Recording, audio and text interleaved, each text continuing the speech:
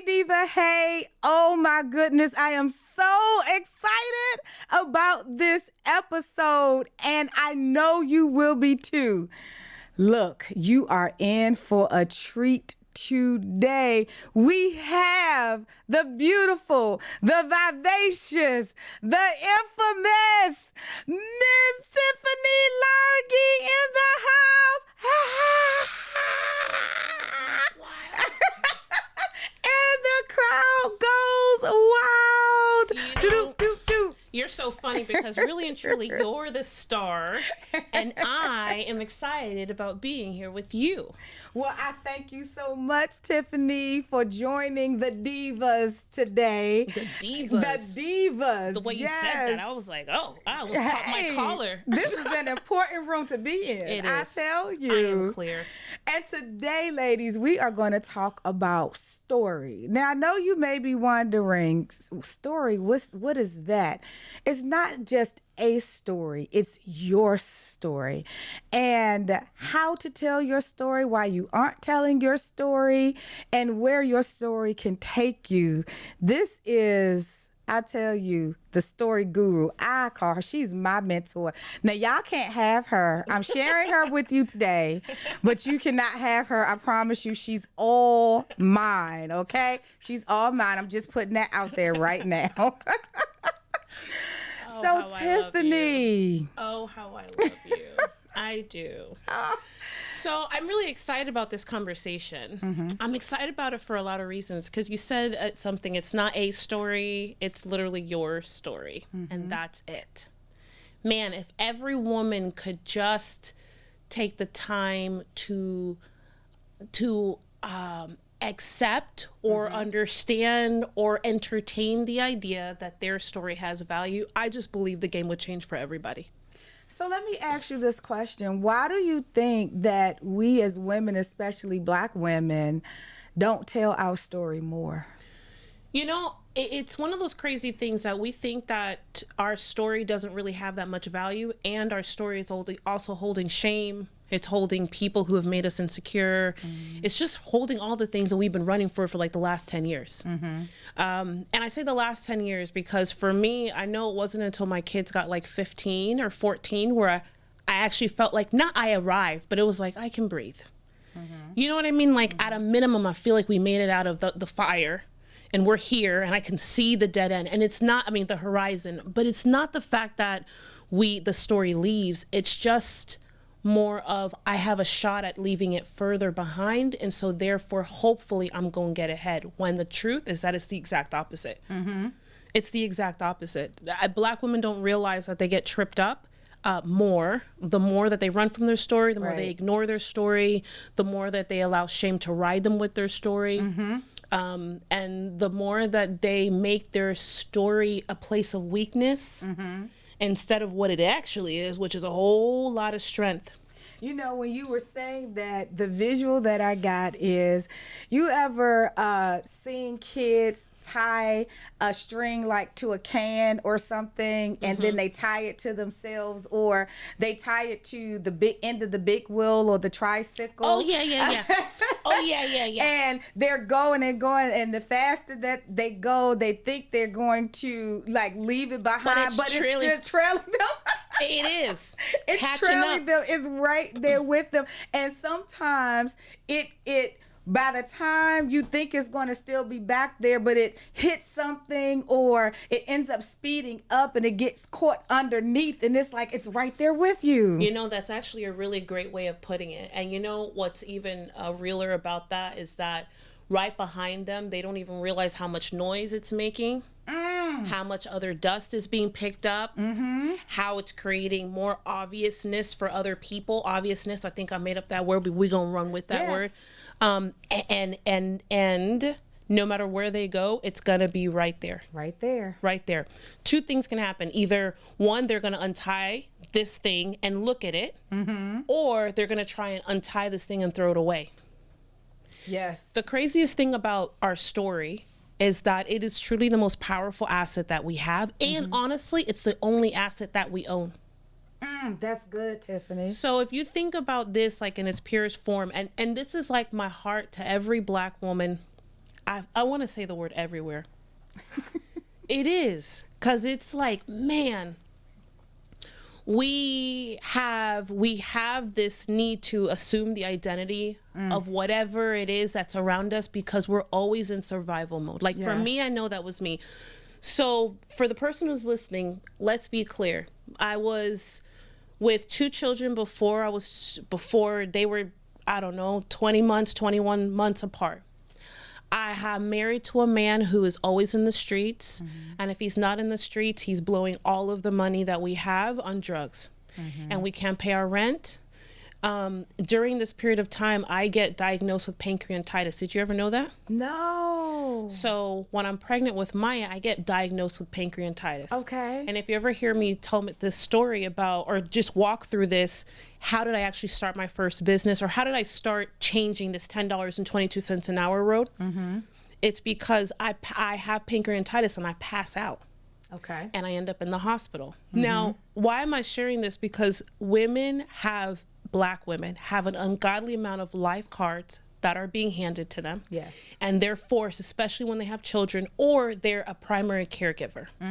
They are forced to assume the identity of whatever is happening. And they're like chameleon trying to change, but not to change for other people as much as they're just trying to change to survive. And 9 out of 10 times, like for me, I was really trying to figure out just how to make it less bad for Jada and Maya. That's good. Did that make sense? Like just less bad, because it was always bad, and it was gonna be bad, and things didn't look like they were gonna get better, and no one was laying out a road to help me. And I feel like I was so trapped by what my story wasn't, and I was trying to hide what my story was. And I was trying to hide what was happening in my story at the moment. Like how many times I cried, how many times I hated God in that moment, how many times I was bitter. Right. And I don't think I've ever actually used that word. But this year, I've come to terms with the truth of like last year, I was actually bitter. There were moments where I found myself in a place that reminded me, which is why the conversations we've had have been so important, because I found myself bitter at moments with God, with people who I trusted. Yes. With the circumstance. And then you look around and you're like, I can't believe this. The truth of the matter is that our story is kind of like, you know what I think of it like? I feel like it's that part of the Bible that talks about putting on your armor of God. Yes.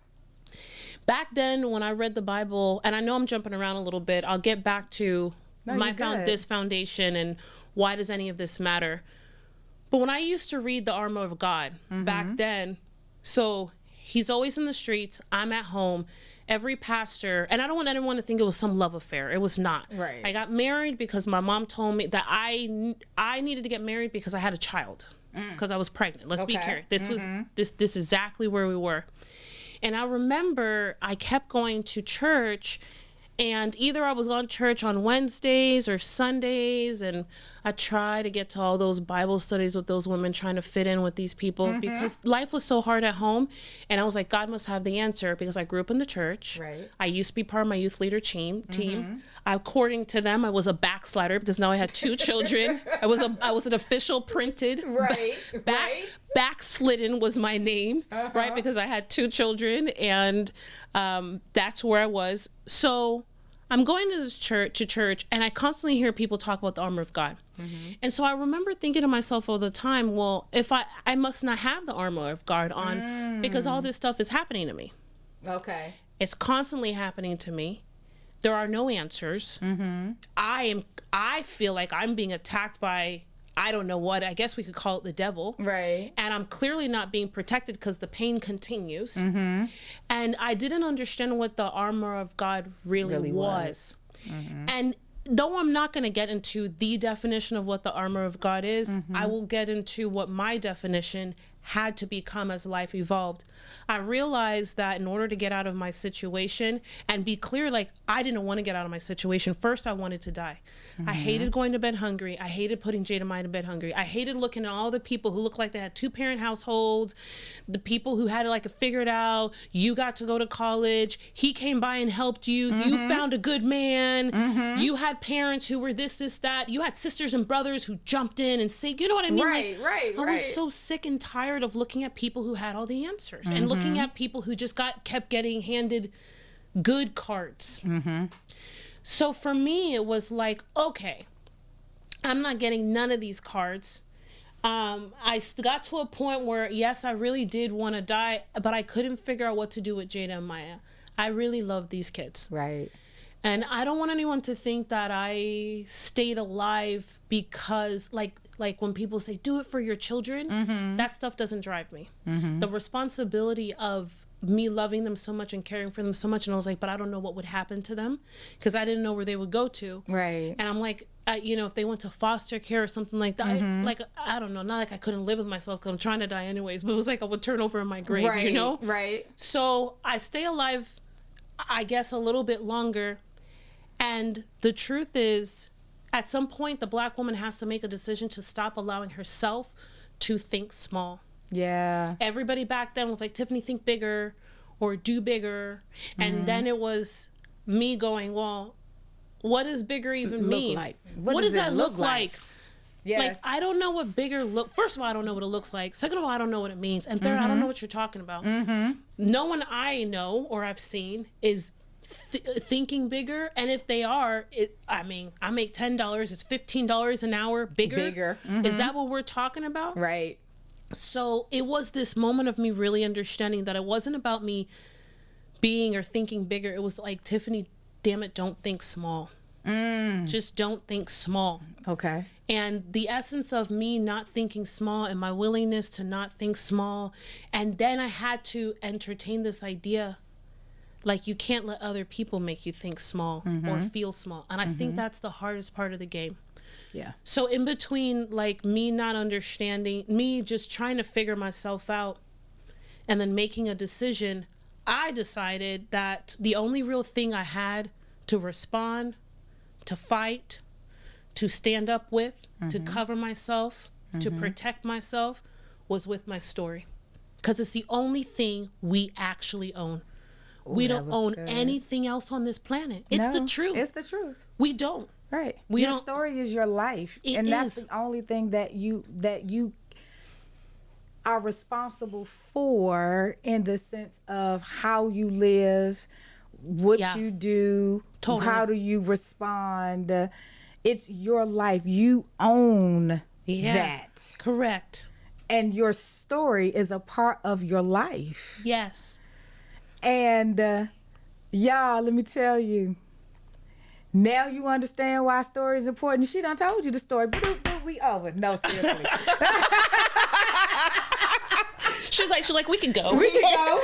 It's over. Like, because your story that you have just told just have freed somebody. Correct. Somebody that is hearing it, somebody that's watching it. It has freed them. And that's what our story is supposed to do. Not only is it going to free you. Correct. It's going to free us first, for sure. But it's also going to free somebody else to know that you don't have to be in that space. You don't have to stay in that space. You don't have to feel like you're going to be judged, even though you are. You really don't have to care. How did you deal with the potential of judgment or the thought of being judged if you told your story? So let me just be honest with everybody. When you tell your story, it's like the essence of telling the truth, and nobody really wants to hear the truth. Okay. Everybody is conditioned to want lies. And because lies are comfortable. A few things that the truth is. The truth is inconvenient. The truth is unyielding. Yeah. The truth is unforgettable. The truth is really, it's intrusive, because what it does is it literally just takes a whole light, like a spotlight, and it just acknowledged what is. Right. It's not interpreting. It's not reinterpreting. It's not shuffling or shifting that around. It's just, this is what it is. Right. And sometimes we get to see, like, this is what it is. And then we're like, oh, but I don't want it to look like that. And so, or I don't want them to see it. I think, though, as Black women, you know, let me take this straight back to Black women, because the real reason why we don't tell this story is not necessarily because of the rejection or what's coming. It's because we're still at the bottom of the barrel, especially like in the US and most virtual countries, like we're at the bottom of the barrel. Right. So we're already waking up every day facing 638 different things, and other people's narratives of what we are, that when it comes to, oh, you want me to to highlight the ugly? What are you talking about? Right. I'm still trying to get to the bar and play. This is not even about getting beyond. It's like, I'm still just trying to get here, and you're telling me to expose myself, and in exposing myself, it's just going to push me even back. You're bugging. I'm not doing that. Right. Because for that Black woman, it's all rooted in survival. And this is way past the person who's trying to build a business, or this is the person just trying to get promoted. This is the woman who's like, I've been making $41,000 for the last 6 years, but I really need $56,000 because my kid's going to prom. I'm trying to take care of my mom who just got sick. I'm trying to finally get out of this apartment and move into a house. Like, she's trying to do some things in this life. Right. So me, or the person saying, hey, please expose the truth, show people the ugly, give the vulnerability, is like, I'll pass. But what she doesn't know is that, yes, it's hard, but it's actually the way through to get, like, oh, I was going to say the promised land. Why is it that when I see you, I just have all these words that just flow to me? Yes, to get to the promise. Watch. Absolutely. I promise before we're done, I'm going to give you a Bible verse, and it's going to be right. Yes. I'm going to do it. But that's hard, Tiffany. Like you said, in telling your story, I mean, I remember myself wearing the mask. You know, not being willing to tell the full version of the story, but only tell snippets of the story that made me come out like a shero, if you will, or like I really didn't suffer through anything in silence. I appreciate that you said that you told the parts that made you look like a shero. Yeah. I respect that, and I get it. Me too. I hear you on that. Yeah, you tell the parts that make you look like, you know, the heavens have opened and here you come floating out on the right side of God. It's like, but the truth of the matter is that you go through things. You go through some ugly things. You go through abuse. You go through bouts of depression. You go through feelings of hurt and sadness. You go through public rejection by a man, especially with social media now. The public thing is just social media. Public rejection, public embarrassment. Yeah. Especially by a man. Yeah. Sometimes by your family. And yes, you're right. But you know, the truth is that crazy statement that they have, that the truth sets us free, is actually the magic inside of the life we want to live. It's like the ingredient that no one really talks about. But what I know for sure, that if I hadn't have made a decision to actually own or tell my story, then I wouldn't be living the life I live today. So let me give a quick, simple 1-minute walk into why, woman, you need to tell your story or entertain understanding your story. Good. Because the truth of the matter is that I went from being this angry, pissed off, frustrated single mom to building a handful of multiple 6-figure businesses, a multiple 7-figure business. And today I run a company. I run a series of companies, but one that I'm so proud of is called Do the Damn Thing. And in its essence, it was a dream 8 years ago. And as I look at a worldwide movement, I know that every Black woman has a movement inside of them. Yes. And their movement, some of your movements are meant to be in your city that you're in. Some of you need to make a move or have a movement, excuse me. Some of you have a movement that's for your family. Like, you're the pillar between the 38 cousins, 16 aunts, 72 nephews. Yes. You're the pillar. But I don't want people to think I mean the pillar, like the anchor, like the corner. No, keeping everything up. No, I'm talking about breaking chains. I'm talking about true breaking chains, breaking what has happened, setting a standard that is different and changing the trajectory for every other person that comes after you. You're it. But inside of this movement, it's like, okay, well, what do we do with this movement? We think, oh, well, I just want to help children. I want to help women. I want to help homeless veterans. I want to help whatever it might be. It's not. Your story. So my decision to hold on to my story for dear life and to like hold on to it and let it be my armor of God. So that's what my whole point was. I was like, there is no way that I can be subject to not understanding this Bible part at this chapter, but I can absolutely own my own story. Okay. And in this, if I'm going to see myself, like, stay with me. So if I was made in God's likeness and I think God's great, then that means right now at this moment, I am great. Yes. And all of the things that I was at that moment, uneducated, no college degree, no license, no baby daddy present. I used the word baby daddy. That felt really good. So no baby daddy present. Yes, right. That happened. I really enjoyed that. Like all of these things at that moment, I was enough without going and getting a degree, without becoming educated, without moving to another place, losing weight, fixing the stretch marks on me. Like I was great. But what made me great was my story. The good, the bad, and the ugly. Yes. And if I could just acknowledge that ugly, and I mean dirty ugly. I don't mean surface ugly. I mean dirty, drastically, holy smokes type of ugly. If I could be willing to own that publicly. Because you can't really own your story in private. No. It's impossible because if I keep it to myself, I'm not owning it. If I'm not willing to share it with Mary, forget the world. Like I get on stage now today and I teach people around the world. But if I can't tell Mary, and I don't mean my mom, and I don't mean my sister, I mean if I can't tell another human who has the ability to reject me or to not agree with me or to question me, then I am not really subjecting myself or allowing the possibility of true freedom. And that's when you say it, you release it, not release it to God. I know how you people are.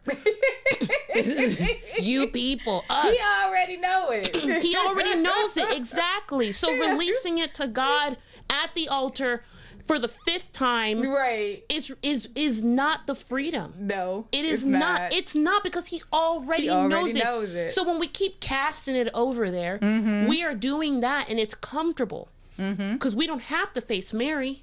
We don't have to face our friends and family. We don't have to tell the world. We can keep giving it to God and keep feeling like we're doing something with it when we are not. My freedom came from me owning my own story and knowing that my story had power and associating that power in this amazing creator who created something awesome because he's awesome. Right. So I'm awesome at this moment. And I literally packed that up and I called it a day. And so what happened in the ugly parts of my story is I allowed those ugly parts of myself, not just my story, to be the things that I started using to shine and to build. That's good. Holding on to like what I wasn't or what I should be or what the Bible called me to be or what the word called me to not be doing or do doing. I threw all that out the window. Okay. And I did it because I knew that at this moment, if I never became anything else, that I was the greatest part of the creation he had created. So that's good. So I didn't need to. So it would be illogical for me to try to keep fighting for a better version when at this moment. Already. It was already done. You are already that person. Correct. Yeah. So there's this power for every Black woman. And it's like, man, I feel like if she could just get a hold of the idea that at this moment, her story is the only asset that she needs to take the next 20 steps. Let me tell you, it's funny.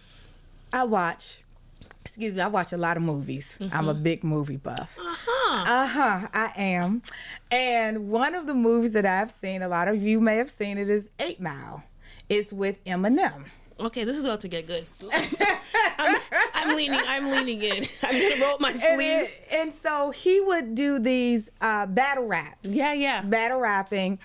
And it was this one cat that did just, he was supposed to be the king of the battle rap, and, you know, nobody could take him down. And, you know, Rabbit was Eminem's name in the movie, and Rabbit lived on the other side of the tracks. Okay? Yes, ma'am. Lived on way, not just the other side of the tracks. Like, Really? he was over there.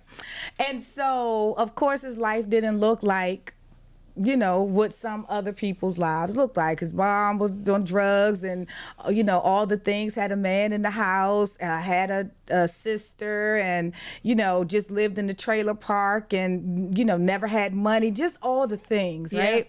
And so, you know, in battle rapping, if they know about you, Yeah, for sure. they're using that to come at you in order to win the battle rap. So this one battle that happened, the guy had said some stuff. He had rapped and he, you know, said some stuff about him. And then Rabbit's rebuttal, when he came back at them, he said, he told his story. He said, I know that I come from the trailer trash. I know that I do this. I know that I did this, that. And so he told his story. This is so good. This is so good. He said he told it. Her hands are in the air. You get it? You get it? She's like, and let me tell you what he did next. And he told his story, and he was like, and I know you're going to say this, and I know I've done this, and yeah, my mom was like this, and I know I come from this and that. And he told his story. And when he finished, it was time for the other dude to battle. And when he went to battle, he had nothing to say. He could not figure out what to say about Rabbit because Rabbit has already told his own story. And because he released it and told his own story, he ended up winning the battle rap.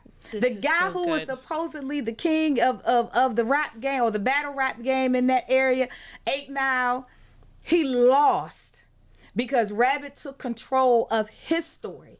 And he told his story and didn't let anybody else tell his story. And in the end, he won the battle rap. And in the end, he won the battle rap. Yeah. People. That was so good. That was so good.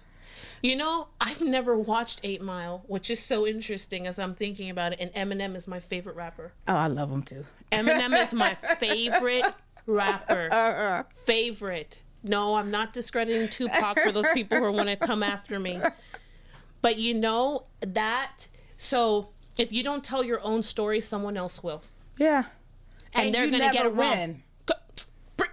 Ma'am. What? That's exactly it. You'll never win. They will get it wrong and mess everything up. And you will keep tripping in this life. Yes. Yeah. You have to tell your story, but first you have to own it. You have to tell your own story. Man, I think we're done. I think we're finished. That was so good. You have to tell your own story. So how does this Black woman get past her thoughts of telling her story? Like, how does she take the first step in saying, you know what, I'm just going to do it? You know, this is kind of layered for me. I'm going to throw out a couple of different concepts and then I'm going to roll out a roadmap. So the first part of it is you have to acknowledge the truth, whatever it is. And how you do it is write it down. Yeah. Because if you go and you verbally, if you try to roll it around in your head, it's going to be distorted. You're going to retract your statement. You're going to try to change the energy or the direction of it. And that's just not going to work. So I actually would write it down, because once you write it down, it's committed. And I don't mean write it down and send it to somebody. Just get a piece of paper, like right now, just write down the truth. And if you were going to well, what do I write, Tiffany? Start with 10 things I'm ashamed of. 10 things I don't want people to find out about me. 10 things, because I want you to hear me and hear me well. Like, listen to me and listen to me well. Listen, Linda, listen. The number one thing the world is waiting to hear right now, the number one thing that the world needs from you is the number one thing you're most afraid for people to find out. Oh, did y'all hear that? Did you hear that? Whatever you're most afraid of right now, as we are here together, like whatever you're most afraid of for the world to find out is actually the number one thing that's where you start.